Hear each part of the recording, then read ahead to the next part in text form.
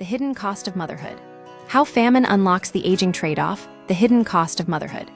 How famine unlocks the aging trade-off. For centuries, scientists have wrestled with the puzzle of aging. Ancient philosophers proposed theories linking aging to the drying up of bodily fluids, while modern science suggests that aging is a consequence of prioritizing reproduction over longevity. This disposable soma hypothesis proposes that evolution favors passing on genes at any cost, meaning resources poured into raising offspring come at the expense of maintaining the body's systems. This trade-off may be particularly pronounced in women, who invest heavily in pregnancy and breastfeeding compared to men. However, studies investigating whether women with more children live shorter lives have yielded conflicting results.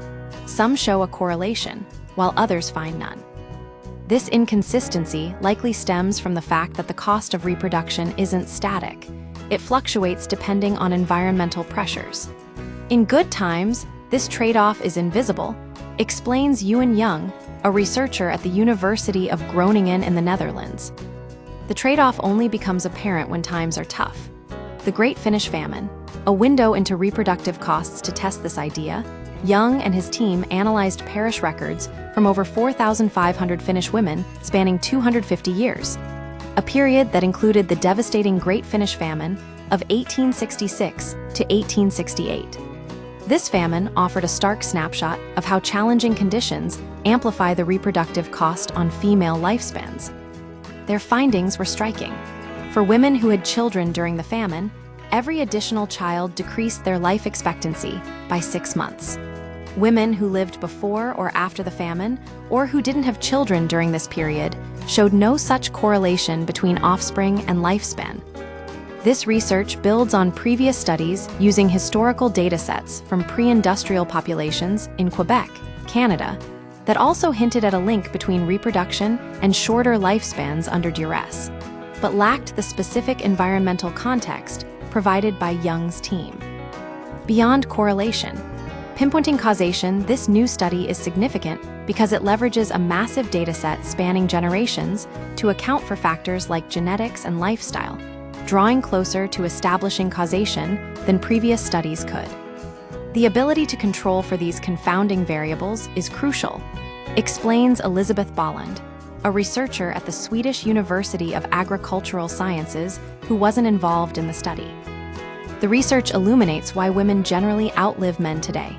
Despite the biological costs associated with reproduction, modern Western societies significantly reduce those burdens through smaller family sizes and improved healthcare.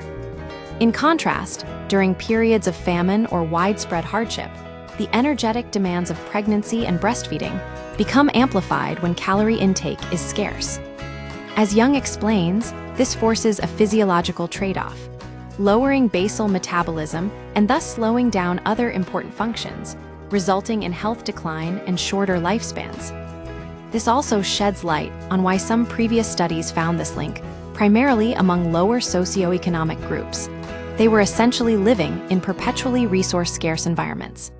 The complex interplay of biology and environment, while the study highlights a specific environmental trigger for the reproductive cost, it doesn't diminish the importance of other factors influencing lifespan disparities between men and women.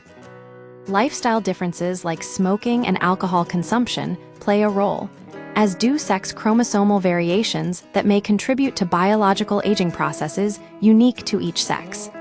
We need more research into how different factors, beyond just reproductive costs, contribute to sex-specific aging, Young concludes.